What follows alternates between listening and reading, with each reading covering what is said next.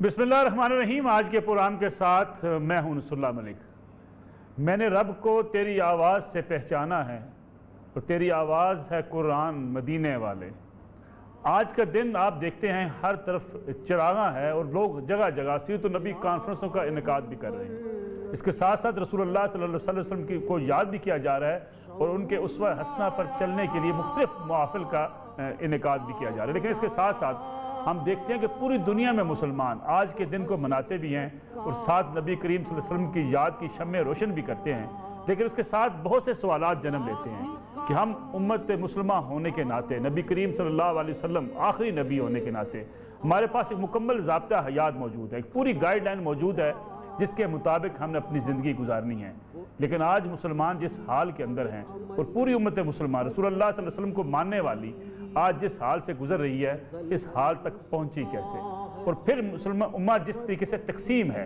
और एक दूसरे के जिस तरीके से गले काट रही है और एक दूसरे के जैसे मद्दे मुकाबल आन खड़ी हुई है, क्या रसूलुल्लाह सल्लल्लाहु अलैहि वसल्लम के पैगाम को भूल चुकी है? और क्या उनसे मोहब्बत और इश्क का तकाजा यही है कि हम अपने अपने फ़िरक़ों में बट जाएँ और तकसीम होकर रह जाएँ और जो कुछ उन्होंने कहा ज़िंदगी गुजारने के लिए, जो पैगाम दिया, जो उसवा दिया,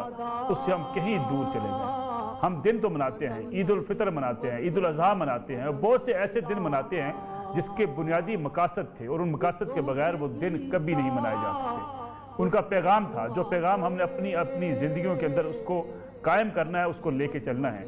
लेकिन मुसलमान आज जिस हाल से दो चार हैं उसका शायद अंदाज़ा हर कोई कर सकता है। और इतनी दुनिया में इतनी बड़ी तादाद में मुसलमान होने के बावजूद इतनी किल्लत इख्तियार कर चुके हैं ताकत के लिहाज से और इतने कमज़ोर हो चुके हैं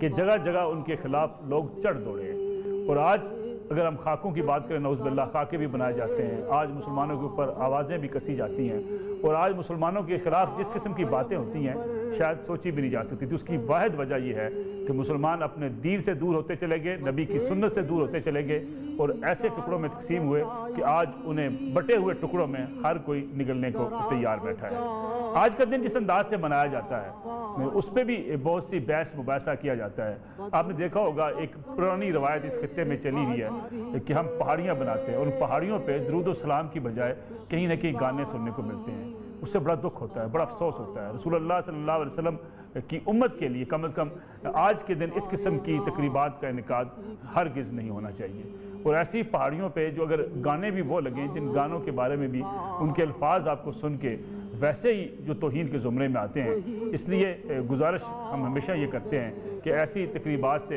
दूर ही रहना चाहिए, उनका इनेकाद नहीं होना चाहिए। ये इस खित्ते की रवायात तो हो सकती हैं लेकिन ये मुसलमानों की रवायात नहीं हो सकती। अल्लाह के रसूल सल्लल्लाहु अलैहि वसल्लम पर दुरूद और सलाम की महफिल सजाई जा सकती हैं, लेकिन इस किस्म की महफिल सजाने से, इस किस्म की पहाड़ियाँ बनाने से या वो तकरीबात बनाने से कि जिसका इस्लाम से दूर दूर तक कोई ताल्लुक़ नहीं है, हम शायद कुछ सवाब हासिल नहीं करते बल्कि कुछ गुनाह ही समेटते होंगे। आज के दिन का वो जायज़ा लेंगे आज उम्मत मुस्लिमा का भी कि आखिर नबी की एक उम्मत आज इस कदर कमज़ोर क्यों पड़ चुकी है और जो उसवा हसना हमारे सामने मौजूद है उस पर अमल दरामद क्यों ना हो सका और क्यों आज मुसलमान इखलाक के लिहाज से पस्ती की उस जगह पे जा पहुँचे हैं शायद जिसका अंदाज़ा भी करना बड़ा मुश्किल है। फिर तकब्बर, फिर रियाकारी और जिस तरीके से दीन की पैगाम पहुँचाने वाले भी, दीन की बात करने वाले भी जिस कदर तकब्बर का मुजाहरा करते हैं उससे लगता ही है कि वो अल्लाह के रसूल सल्लल्लाहु अलैहि वसल्लम की सुन्नत से बिल्कुल ही आगाह नहीं है, ना उनके उसवा से वाकिफ़ हैं, ना उनके अहकामात से वाकिफ़ हैं जो उन्होंने किबर के बारे में बताया और जो कुछ कहा किबर के बारे में। मेरे मेहमान आज होंगे और ये मकबूल जान साहब सीनियर तज़कियाकार हैं, दीनी उलूम के हवाले से, इस्लामी तारीख़ के हवाले से भी लिखते भी रहते हैं, आप उनको सुनते भी रहते हैं और ये सब बहुत शुक्रिया आपका आज अपने प्रोग्राम में वक्त दिया। अल्लामा सैयद ज़ियाउल्लाह शाह बुखारी साहब मुल्क के मुमताज़ आलिम दीन और उनके साथ अल्लामा अमीन शहीदी साहब मुल्क के मुमताज़ आलिम दीन मौजूद हैं। आप तीनों मेहमानों का बहुत शुक्रिया। अपने मेहमानों से बातचीत करेंगे एक छोटी सी कमर्शियल ब्रेक के बाद और अपने मेहमानों से तज़किरा होगा इश्क़ रसालत का, नबी करीम सल्लल्लाहु अलैहि वसल्लम की मोहब्बत का और आज के दिन के तकाज़े क्या हैं। वापस आते हैं एक छोटी सी ब्रेक के बाद। मेरा पैगंबर अज़ीम तर है, मेरा पैगंबर अज़ीम तर है। प्रोग्राम में खुशामदीद। प्रोग्राम का आगाज़ अगर ज़ियाउल्लाह बुखारी साहब मैं आपसे कर लूँ, ईद मिलादुन नबी یا آج کا دن ربیع الاول منانے کا اصل طریقہ کار کیا ہے؟ ہم تو دیکھتے ہیں کہ جس طریقے سے ہم مناتے ہیں، چراغاں بھی کرتے ہیں، روشنیاں لگائی جاتی ہیں، لیکن اس کے ساتھ ساتھ کچھ ایسے کام بھی ہم کرتے ہیں جس کا بہرحال اسلام سے کوئی تعلق نہیں ہے۔ اصل مقاصد کیا ہونے چاہیے سیرت رسول اللہ صلی اللہ علیہ وسلم کو اپنانے کے؟ بسم اللہ الرحمن الرحیم۔ یقیناً آج آپ نے جو بزم سجائی ہے ملک صاحب، اللہ آپ کو اور آپ کے ادارہ نیو ٹی وی کو جزائے خیر عطا فرمائے۔ یقیناً نبی کریم صلی اللہ علیہ وآلہ وسلم کے ساتھ والہانہ محبت اور عقیدت رکھنا اور اس کا اظہار کرنا یہ ہر مسلمان پر فرض ہے۔ نبی کریم علیہ السلام نے خود ارشاد فرمایا کہ میرے ساتھ محبت کرنے کا معیار یہ ہونا چاہیے کہ لا یؤمن احدکم حتی اکون احب الیہ من والدہ وولدہ والناس اجمعین، ساری دنیا سے بڑھ کر میرے ساتھ محبت کی جائے۔ اور حضرت عمر فاروق رضی اللہ تعالیٰ عنہ سے آپ نے فرمایا تھا کہ جب تک تو اپنی جان سے بھی بڑھ کر میرے ساتھ محبت نہیں کرو گے تمہارا ایمان مکمل نہیں ہوگا۔ اللہ خود قرآن مجید فرقان حمید میں ارشاد فرماتے ہیں النبی اولا بالمؤمنین من انفسہم، کہ نبی پاک علیہ السلام کو اپنی جان سے زیادہ مقدم، عزیز اور محبوب سمجھنے والا وہی اللہ کے ہاں مومن شمار ہوتا ہے۔ تو یقیناً آپ سے محبت اپنی جان سے بڑھ کر رکھنا یہ ایک مسلمان پر فرض ہے، اور اس کے لیے اظہار کرنا، اس کے لیے جیسے ابھی ہمارے بہت سارے بھائی جن کی ابھی آپ نے بڑی تفصیل سے بات کر دی ہے، تو بہرکیف ہمارے بزرگ یہ ایک محبت کی دوڑ ہے اور اظہار محبت کا اپنا اپنا ایک انداز ہے۔ ہمارے ایک بہت بڑے بزرگ تھے، وہ فرمایا کرتے تھے کہ ہر روز روز عید ہے، ہر شب شب برات، ہر روز روز عید ہے، ہر شب شب برات، جب سے انسانیت نے مصطفیٰ کو پا لیا۔ نبی کریم علیہ السلام سے ہماری نسبت جلیلہ وہ ایسی مبارک نسبت ہے کہ جس کی بنا پر، جس کے حصول کے بعد ہمارا تو اللہ نے ہر دن ہی خوشی کا دن بنا دیا ہے۔ صرف دن کی بات نہیں، نبی پاک علیہ السلام فرماتے ہیں میں تمہیں وہ دین، وہ شریعت دے کے جا رہا ہوں لیلھا کنہارھا، اس کا دن تو دن ہی ہے روشن، اس کی رات بھی دن جیسی روشن ہوگی۔ تو بلا شبہ آپ کے ساتھ جو ہماری نسبت ہے یہ اس کا تقاضا ہے کہ ہم آپ کے ساتھ اپنی محبت کے اظہار کریں، لیکن کس طرح انداز، یہ اپنا اپنا ایک انداز ہے۔ تو بہرکیف آپ نے بہت چیزوں کی نشاندہی کر دی جن کی اصلاح کی آج ضرورت ہے امت مسلمہ کو۔ دوسری بات یہ ہے کہ نبی پاک علیہ السلام سے جو ہم محبت کرتے ہیں اس کا صحیح تقاضا، سب سے پہلا تقاضا یہ ہے قُلْ إِن كُنْتُمْ تُحِبُّونَ اللَّهَ فَاتَّبِعُونِي يُحْبِبْكُمُ اللَّهُ۔ حضرت امام عبداللہ بن مبارک رحمۃ اللہ علیہ فرماتے ہیں لَوْ كَانَ حُبُّكَ صَادِقًا لَأَطَعْتَهُ ان المحب لمن يحب مطیع، اگر تم نبی پاک علیہ السلام کے سچے محب ہو تو اس کی دلیل یہ ہونی چاہیے کہ تم نبی پاک صلی اللہ علیہ وسلم کے سچے تابع دار بن کر، مطیع بن کر، فرما بردار بن کر آپ کے نقش قدم پہ چل کے دکھاؤ۔ اسی طرح اردو کے شاعر نے اس کا ترجمہ یوں کیا ہے یہ طریق عاشقی چاہیے اس میں بے خودی، اس میں چنی چنا کہاں، اگر مگر کہاں، اگر بخشے تو زہ قسمت، نہ بخشے تو شکایت کیا، سر تسلیم خم ہے جو مزاج یار میں آئے، مصور کھینچ وہ نقشہ جس میں یہ صفائی ہو، ادھر فرمان محمد ہو ادھر گردن جھکائی ہو۔ مولانا حالی رحمت اللہ علیہ نے فرمایا تھا وہ نبیوں میں رحمت لقب پانے والا، مرادیں غریبوں کی بر لانے والا، وہ اپنے پرائے کا غم کھانے والا، وہاں تو اپنے پرائے کا فرق ہی نہیں تھا، سب سے محبت، سب سے پیار، سب کے ساتھ شفقت۔ تو یقیناً آج ضرورت اس امر کی ہے کہ ہم نبی پاک صلی اللہ علیہ وسلم کی سیرت مبارکہ کے مطابق ساری انسانیت کے ساتھ آگے بڑھ کر محبت کریں۔ ٹھیک ہے علامہ امین شہیدی صاحب، ایک ہم مثالی نبی کی امتی، ایک مثالی امت کیوں نہ بن سکے؟ بسم اللہ الرحمن الرحیم۔ دیکھیے جب تک امت نے نبی کریم صلی اللہ علیہ وآلہ وسلم کی اتباع کو اپنی زندگی کا سب سے بڑا ہدف سمجھا، اس وقت تک یہ امت مثالی رہی، اور جس دن اس امت نے رسول کریم کی سیرت کو، آپ کی سنت کو، آپ کے دیے ہوئے پیغام کو آہستہ آہستہ سستی کر کے ترک کرنا شروع کر دیا اور اس سے انحراف کرنا شروع کر دیا، تو اس کے بعد پھر زبوں حالی ذلت اس کا مقدر بنی، اور جیسے جیسے اس راہ میں امت آگے بڑھتی چلی گئی ویسے ویسے ذلت میں اضافہ بھی ہوتا چلا گیا۔ قرآن کریم نے ایک معیار آپ کو اور ہمیں دے دیا ہے، قل ان کنتم تحبون اللہ فاتبعونی یحببکم اللہ، اگر تم اللہ سے محبت کے دعوے دار ہو تو پھر نبی کی اتباع کرو، اللہ بھی تم سے محبت کرے گا۔ تو محبوب اور محب کے درمیان فاصلہ تب آتا ہے جب راستہ وہ گم کر دیتا ہے۔ آپ یہ دیکھیے کہ جس دور میں جس سرزمین میں جس قوم نے اللہ کے رسول کی اتباع کی، اللہ نے ان کو کامیابیاں دیں۔ اللہ کے بنائے ہوئے قوانین اس عالم پر حاکم ہیں، ان قوانین کے تحت اگر کوئی قوم زندگی گزارتی ہے تو سرفرازی سربلندی ان کے قدم چھوتی ہے، لیکن اگر اس اصول اور اس قانون کو وہ قوم توڑ دے تو نتیجتاً ذلت اور زبونحالی ان کا مقدر بنتی ہے۔ اگر کوئی مسلمان ہو، متعبد ہو، پرہیزگار ہو، نماز تہجد پڑھنے والا ہو لیکن محنت نہ کرے تو بھوکا مرے گا۔ اللہ اس کو بغیر محنت کے نہیں دیتا، محنت اللہ کے ان اصولوں میں سے ہے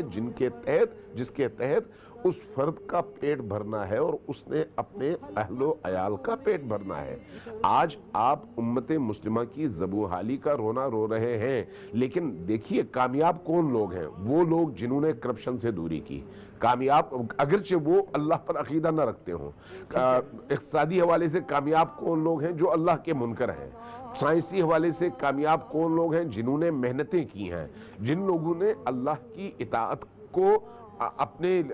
عقیدے کے حوالے سے تو سرمایہ بنایا، لیکن عملی زندگی میں اللہ کی اطاعت نہیں کی، رسول اللہ کی پیروی نہیں کی، ان کو ذلت نے آ دبوچا ہے۔ جب آپ نے ظلم کا ساتھ دیا، عدل کا ساتھ نہیں دیا، مظلوم کا ساتھ نہیں دیا، جب آپ نے کرپشن کا ساتھ دیا لیکن انصاف کا ساتھ نہیں دیا، جب آپ نے انسانی معاشرے میں عدل کے قیام کے لیے جدوجہد کرنے والوں کو سرکوب کیا اور ان کا سر کاٹا، لیکن ظالموں کو پنپنے کا موقع دیا، معاشرتی انصاف کا خون کیا، سرمایہ داروں کو ہر روز زیادہ سے زیادہ سرمایہ جمع کرنے کا موقع فراہم کیا اور غریب کا خون چوسا، تو یقینی طور پر آپ کا کلمہ پڑھنا یا آپ کا رسول اللہ سے محبت کرنا آپ کے اس جرم کا مداوع نہیں ہو سکتا جب تک آپ ان اصولوں کے مطابق اپنی زندگی بسر نہیں کرتے۔ اس وقت ہماری مشکل امت مسلمہ کی حیثیت سے بنیادی طور پر یہی ہے کہ ہم نے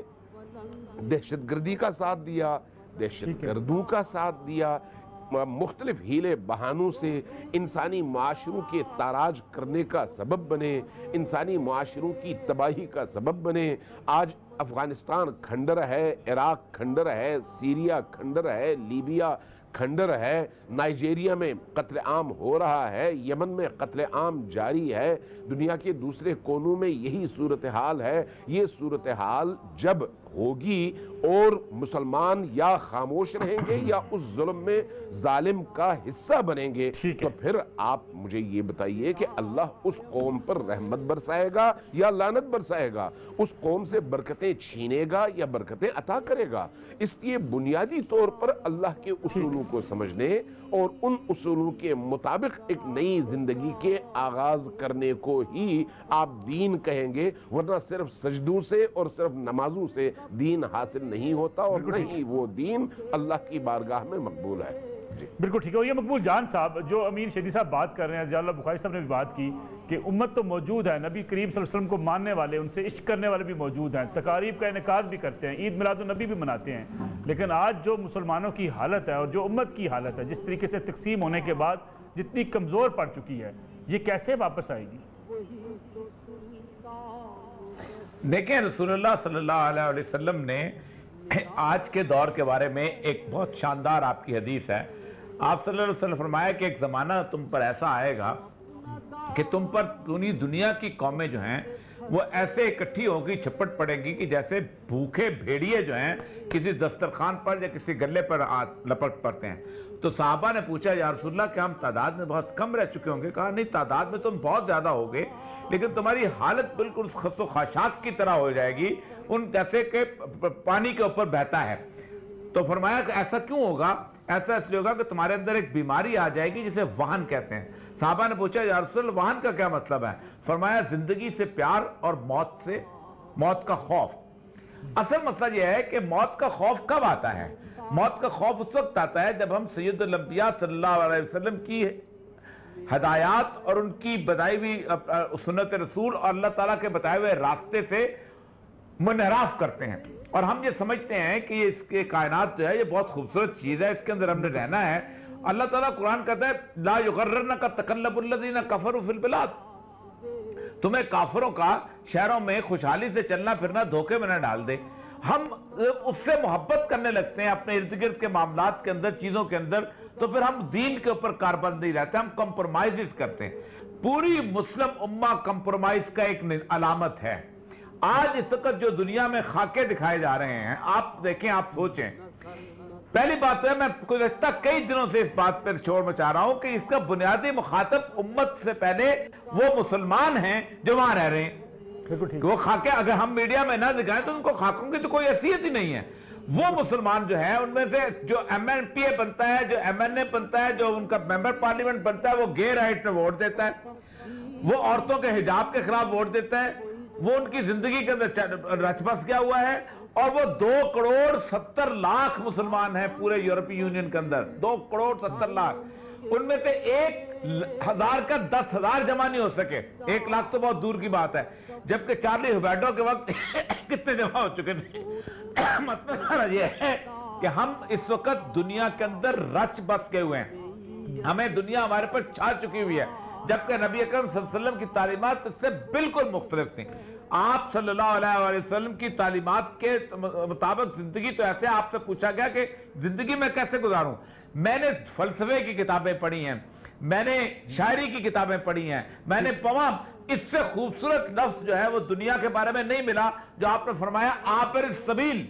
دنیا میں ایسے رہو جیسے ٹرانزٹ لاؤنج ہوتا ہے، یعنی میں دبئی میں بیٹھا ہوں اور میری کراچی میں فلائٹ ہے، میرے باپ کی فلائٹ شام 4 بجے ہے، میری فلائٹ رات 9 بجے ہے، میرے بیٹے کی فلائٹ اگلے دن صبح پہ ہے، میں اس ٹرانزٹ لاؤنج میں زیادہ دیر تک قیام نہیں کرنا، اور مجھے پتا ہے کہ ہم نے وہاں جا کے اگر انگلینڈ جانا ہے یا کسی اور جگہ اکٹھے ہو کے جانا ہے وہاں جا کے مل لینا ہے، تو مجھے اس ٹرانزٹ لاؤنج سے محبت نہیں ہوگی۔ ہم نے اس ٹرانزٹ لاؤنج کو سب کچھ سمجھ لیا، عابر السبیل، ایک عارضی ٹھکانے کو ہم نے سب کچھ سمجھ لیا ہوا ہے، اس کے گرد ہم گھومتے ہیں۔ یہی وجہ ہے کہ جس زمانے میں مسلمان جو تھے وہ عابر السبیل نہیں والی بات عمل کرتے تھے، وہ دنیا کی،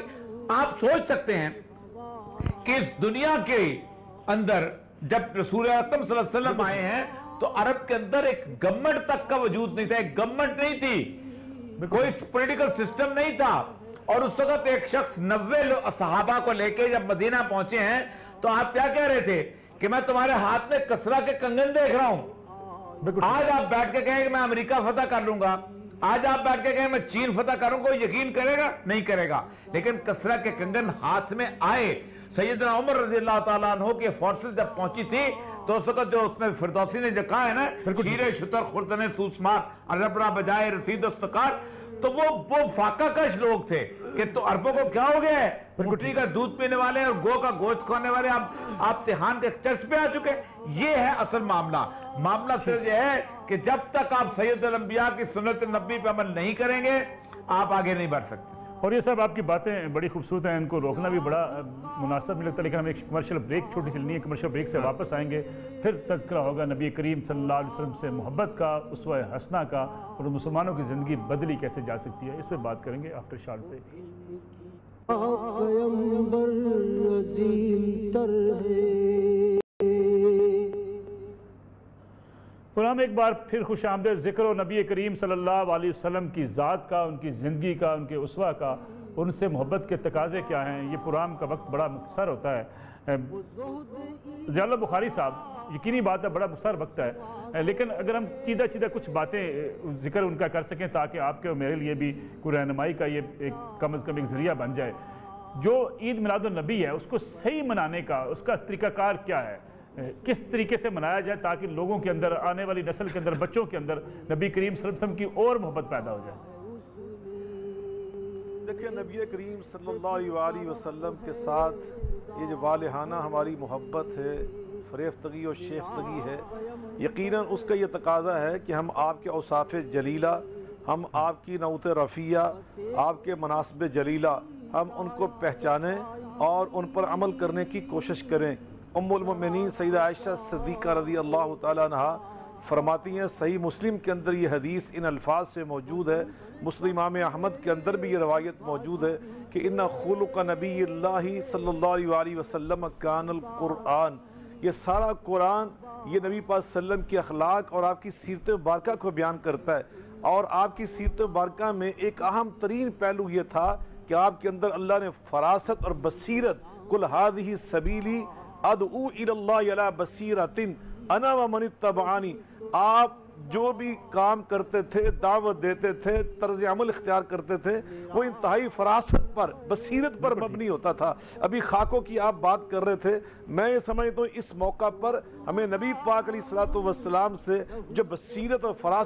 وراثت میں ملی ہے، ہم اس کو اپنانے کی کوشش کریں۔ مکی دور تھا، صحابہ کرام رضوان اللہ علیہم اجمعین نے بڑی پریشانی کے عالم میں آ کر عرض کیا، آقا آج تو قریشی سرداروں نے بدتمیزی کی حد کر دی، آپ کا نام بگاڑ دیا ہے اور آپ کو اتنا برا بھلا کہا۔ آپ نے پوچھا کیا ہوا؟ کہنے لگے انہوں نے کہا مزمم کہہ کے آپ کو برا کہا۔ آقا علیہ السلام مسکرائے اور فرمایا، اما تعجبون کیف صرف اللہ عنی شتم قریش،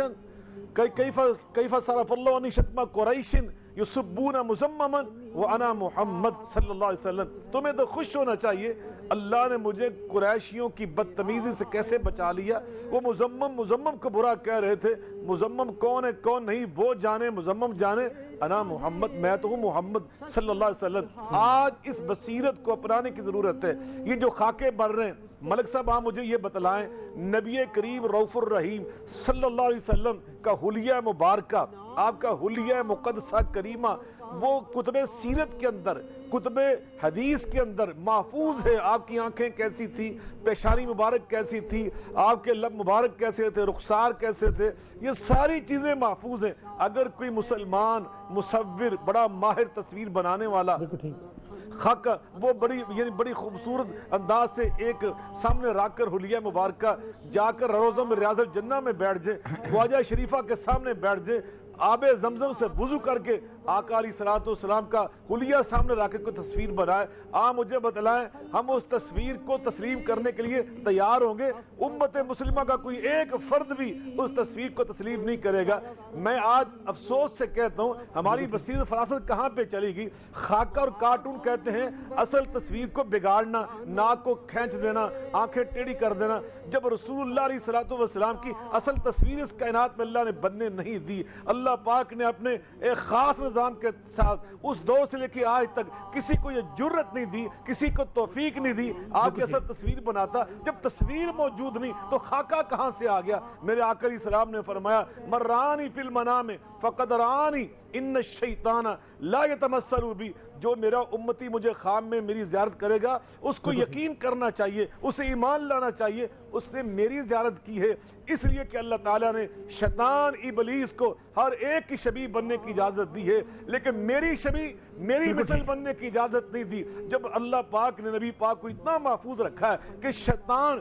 جس نے میرے آقا علیہ السلام کو دیکھا ہوا ہے وہ آپ کی شبیہ نہیں بن سکتا، آپ کی مثل نہیں بن سکتا، تو دنیا میں کسی شیطان کے چیلے کو، کسی خبیث اور ملعون انسان کو اللہ یہ توفیق دے سکتا ہے کہ وہ نبی پاک کا خاکہ بنا سکے؟ میں فرانس کے اس بدتمیز انسان کو اور فرانس کے سربراہ کو جو انتہائی ملعون ہے، میں دونوں سے یہ کہنا چاہتا ہوں، یہ خاکہ، یہ کارٹون تمہارے باپ کا ہوگا، تمہارے کسی بڑے کا ہوگا، ہم تسلیم ہی نہیں کرتے۔ یہ رسول اللہ صلی اللہ علیہ وسلم کا خاکہ ہے، یہ خاکے ان کے ہیں، ہمارے نہیں ہیں۔ یہ ہماری بصیرت کا آج امتحان ہے، یہ 5th جنریشن وار کا دور ہے، ہمیں بصیرت کے ساتھ اس وار کو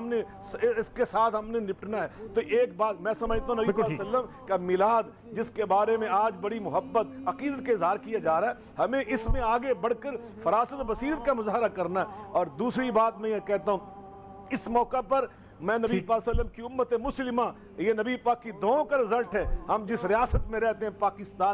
پاکستان میں انتہائی ہم جیسے کیسے بھی ہیں، میں یہ سمجھتا ہوں آج بھی اس امت میں بڑی خوبیاں موجود ہیں۔ ملک صاحب اللہ کی قسم، ابھی کرونا جو ہمارے بالکل پڑوس میں انڈیا تباہ برباد ہو گیا بالکل ٹھیک کورونا ہے۔ کی وجہ سے اور ملک تباہ ہو گئے، پاکستان کیسے بچا ہے؟ اس لیے بچا دو چیزوں سے، ایک مساجد کھلی رہی، اللہ کے ساتھ ان کا بالکل لگاؤ ٹھیک۔ باقی رہا، اور دوسرا غریبوں کا یہاں پہ خیال کیا گیا، ہمدردی کی گئی، سخاوت ٹھیک ہے۔ کی گئی، اداروں نے کی، لوگوں نے انفرادی طور پر اللہ کی مخلوق کے ساتھ اس عوام نے، اس قوم نے، ان مسلمانوں نے الحمدللہ جو محبت بالکل کی ٹھیک ہے، یہ اس کا رزلٹ ہے۔ محمد الرسول اللہ والذین معه اشداء علی الکفار رحماء بینہم، ہیں لوگ وہی جہاں میں اچھے آتے ہیں جو کام بالکل ٹھیک دوسروں کے۔ اس قوم میں بڑی خیر موجود ہے، بڑی ٹھیک ہے۔ خیر موجود ہے۔ ہاں جو چیز کمی ہے وہ صرف ملک صاحب یہ الناس علی دین ملوکہم، ہمارے بڑے اگر ٹھیک ہو جائیں، ہمارے بڑے ٹھیک ہو جائیں تو یہ ساری عوام انشاءاللہ ان کے نقش قدم پر چلتے ہوئے ٹھیک یہ ہے سب علامہ ٹھیک ہو جائے گی۔ جی علامہ امین شہیدی صاحب رحماء بینہم کی جو بات کر رہے تھے ضیاء اللہ بخاری صاحب،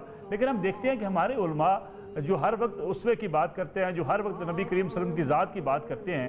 بڑا کبر بعض کو دیکھنے میں آتا ہے۔ سب کی میں بات نہیں کر، لیکن بعض لوگ تو عوام سے، عام آدمی سے ملنا پسند نہیں کرتے۔ دیکھیے میں نے پہلے عرض کیا کہ ہمارے لیے نمونۂ عمل نبی کریم صلی اللہ علیہ وآلہ وسلم کی ذات ہے، کسی اور کی نہیں۔ جو بھی اس ذات سے مشابہت اختیار کرے گا اپنے خلق و خو میں، اپنے عادات و اطوار میں، اپنے رویے میں، اپنے اخلاق میں، تو اس کو ہم مانیں گے۔ جو جتنا دور ہوگا وہ اتنا ہی ان کے فیض سے دور ہوگا۔ اب اگر کوئی شخص اس لباس کو پہن کر ابلیس بن جائے تو یہ اس کا ذاتی فعل ہے، اس شعبے سے اس کا تعلق نہیں ہے۔ علم انسان کو نبی کریم کے قریب لے جاتا ہے،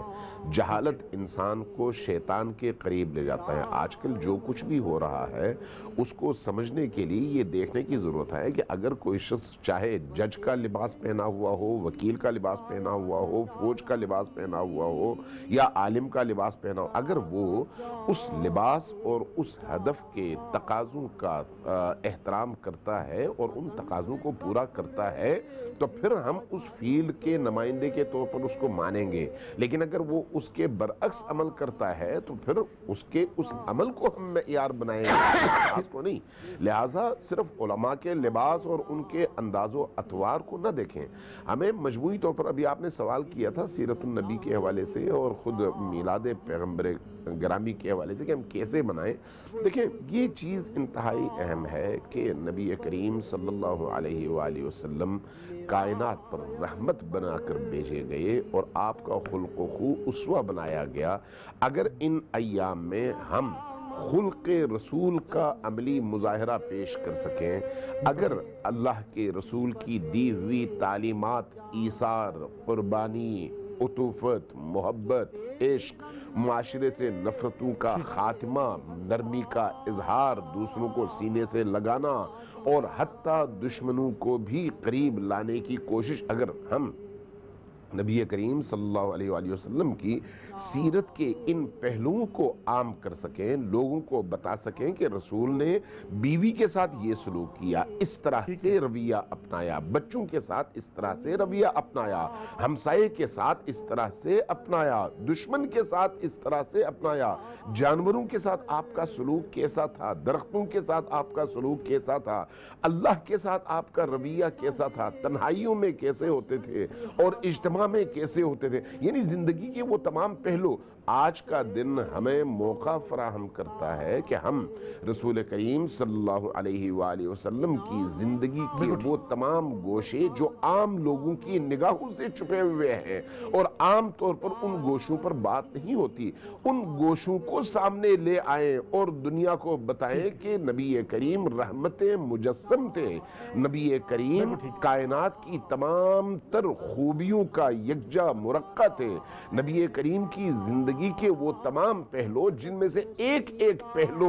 جہالت کے اندھیرے میں ڈوبے ہوئے انسان کو معرفت کے معراج تک پہنچا سکتا ہے۔ اگر ہم ان ایام اور اس مقدس اور مبارک مہینے میں دنیا کے سامنے رسول کریم کی تصویر اور رسول کریم کی سیرت کا یہ پہلو بیان کر سکیں تو یہ حقیقی معنوں میں عید بھی ہوگی اور حقیقی معنوں میں ہم میلاد کا حق بھی ادا کرنے کے قابل کہلائیں گے۔ لیکن اگر یہ سب کچھ نہ کر سکیں ہم اور صرف جھنڈیاں لے کر نکلیں اور صرف ناچ گانا لے کر نکلیں تو ظاہر ہے اس سے نہ وہ حق ادا ہوگا اور نہ ہی ہم رسول کریم کی سیرت کے قریب تر پہنچ سکتے ہیں۔ لہٰذا اس چیز پر ہمیں زیادہ سے زیادہ فوکس کرنا چاہیے۔ بالکل ٹھیک ہے۔ اور یہ مقبول جان صاحب، آپ ایڈمنسٹریشن میں رہے ہیں اتنا عرصہ، پوری زندگی آپ نے گزاری ہے، ہمارے افسران، ہمارے حکام، ہمارے وہ لوگ جو بااختیار ہیں، رسول اللہ صلی اللہ علیہ وسلم کا ذکر بھی کرتے ہیں، تذکرہ بھی کرتے ہیں، درود و سلام کی محفلیں بھی سجاتے ہیں، لیکن عام آدمی کے مسائل حل کرنے کی طرف توجہ نہیں دیتے، ان سے محبت نہیں کرتے، غریب کی ہیلپ کرنے کے لیے جس عہدے کا وہ استعمال کر سکتے ہیں کرتے نہیں ہیں۔ دیکھیں رسول اکرم صلی اللہ علیہ وسلم کی حدیث ہے کہ جس کو کوئی بھی ذمہ داری دی گئی، یوں سمجھو وہ کند چھری سے ذبح کر دیا گیا، یعنی کند چھری سے آہستہ آہستہ آہستہ آپ کا گلا کاٹا جائے، اتنی بھاری ذمہ داری ہوتی ہے جس کے یہ لوگ بیٹھتے ہیں۔ اصل مسئلہ یہ ہے کہ معاشرہ کا جو ہے نا یہ اجتماعی طور پر ٹھیک ہوا کرتا ہے، اجتماعی طور پر آپ چیزیں نافذ کریں گے تو تب آپ کا معاملہ ٹھیک ہوگا۔ جب تک آپ پورے کے پورے معاشرے کے اندر وہ اصول اور وہ قوانین جو ہیں بالا طاقتوں سے نیچے تک نافذ نہیں کریں گے اس وقت تک نہیں ہوگا۔ ایک انڈیویجول اگر کر بھی لے گا تو کتنا کر سکتا ہے، لیکن اس کے باوجود بھی اس کو کرنا چاہیے، کیونکہ اس کو اسی کے بارے میں آپ صلی اللہ علیہ وسلم نے فرمایا کلکم راعٍ وکلکم مسئول عن رعیتہ، تم میں ہر کوئی ایک گلہبان ہے اور اس سے اس کے گلے کے بارے میں پوچھا جائے گا۔ اصل مسئلہ یہ ہے کہ معاشرے کے اندر جو بگاڑ آیا ہے یہ مستقل اور مسلسل ہے، اور وہ باتیں جو آیت علامہ صاحب نے بھی پیش کی اور جو آیت انہوں نے اپنا شاہ صاحب نے بھی پیش کی وہی آیت اصل ہے، اور میں اس کا ایک ترجمہ جو ہے بہت خوبصورت ہے۔ آپ صلی اللہ علیہ وسلم کو جو اللہ تبارک و تعالیٰ فرمایا قل ان کنتم تحبون اللہ فاتبعونی، جو لوگ چاہتے ہیں کہ اللہ سے محبت کریں فاتبعونی، تو ہمارے ایک بزرگ کو ترجمہ کرتے تھے کہ آپ صلی اللہ علیہ وسلم کے رنگ میں رنگ جائیں۔ اب مسئلہ سارا یہ ہے کہ رنگ میں رنگنے کا مطلب ہے کہ آپ کے تمام معاملات میں آپ کا آئیڈیل سید الانبیاء صلی اللہ علیہ وسلم ہونا چاہیے۔ آپ باپ بننا چاہیں تو رسول اکرم کی طرح کے، آپ خاوند بننا چاہیں تو سید الانبیاء صلی اللہ علیہ وسلم کی پیروی کرتے ہوئے، آپ تاجر بننا چاہیں تو آپ کا معاملہ بھی ویسے ہی ہونا چاہیے۔ آپ زندگی کے اندر آپ اگر استاد بننا چاہیں، مسئلہ یہ ہے کہ ہم تاجر بننا چاہتے ہیں بل گیٹس کی طرح کا، ہم استاد بننا چاہتے ہیں اپنے فلاں کے یونیورسٹی کے ٹیچر کی طرح کا، ہم سپہ سالار بننا چاہتے ہیں ہم منٹگومری کی طرح کا، ہم اس کے بعد جناب اپنا باپ بننا چاہتے ہیں کسی اور جس نے وہ بچوں کو جناب لنکن میں تعلیم دلائی اور یہ کیا اور اس نے حرام بھی کمایا تو بچوں کو کھلایا اور اس نے سارا کچھ گھر میں لا کے دیا، تو پھر آپ کی نجات بھی نہیں ہے اور آپ کامیاب بھی نہیں ہو سکتے۔ تمام معاملات میں جب تک سید الانبیاء صلی اللہ علیہ وآلہ وسلم جو ہیں وہ آپ کے لیے آئیڈیل نہیں بن جاتے، اس وقت تک آپ اتباع نہیں کی، آپ ان کے رنگ میں نہیں رنگے۔ حالت آپ دیکھیں نا یہ ہے کہ ایک چھوٹا سا ہیرو جو ہوتا ہے نا اس کے اوپر اس کے رنگ میں رنگنا شروع ہو جاتے ہیں محبت کے اندر، اسی کی طرح کے جا کے بال کٹوائیں گے، اسی کی طرح سے کپڑے پہنیں گے۔ ایلوس پریسلے کا مجھے یاد ہے اسی طرح میمفس شہر کے اندر دنیا جہان نے اس کی طرح جب وہ پاپولر تھا وائٹ کپڑے پہننے شروع کر دیتے، وائٹ گاڑیاں لینی شروع کر دیتی، ہر چیز۔ ہمارا معاملہ یہ ہے کہ ہم رسول اکرم صلی اللہ علیہ وسلم کی اس اتباع، میں ایک عرض کروں بحیثیت سائیکالوجسٹ میں آپ کو بتاؤں، سائیکالوجسٹ کہتے ہیں کہ اگر کسی شخصیت کے لباس اور رہن سہن کے مطابق اور اس کی گفتگو کے انداز کے مطابق اگر ایک بچے کو پالا جائے تو جو بچہ اگر کسی گلوکار کی رہن سہن پالا جائے گا تو 99% چانسز ہے کہ وہ گلوکار بن کے نکلے گا۔ تو ہم بچپن سے ہی بچے کو اگر آپ صلی اللہ علیہ وسلم کی اور کچھ ظاہری شکل و صورت پہ ڈالنا شروع ہو جائے تو بچہ ویسا نکل آئے گا۔ اور یہ مقبول جان صاحب مجبوری ہے پروگرام ختم کرنا ہے، آپ کا بہت شکریہ۔ سید ضیاء اللہ بخاری صاحب ہمارے ساتھ موجود ہیں، علامہ امین شہیدی صاحب آپ کا بہت شکریہ۔ ناظرین یہ آج کا پروگرام اس دعا کے ساتھ ختم کرتے ہیں کہ اے پروردگار ہمیں صحیح معنوں میں نبی کریم صلی اللہ علیہ وسلم سے محبت اور عشق کرنے کی توفیق عطا فرما تاکہ ہم ان کے راستے پہ چلتے ہوئے انسانیت کے کام آ سکیں۔ اجازت دیجیے، اللہ حافظ۔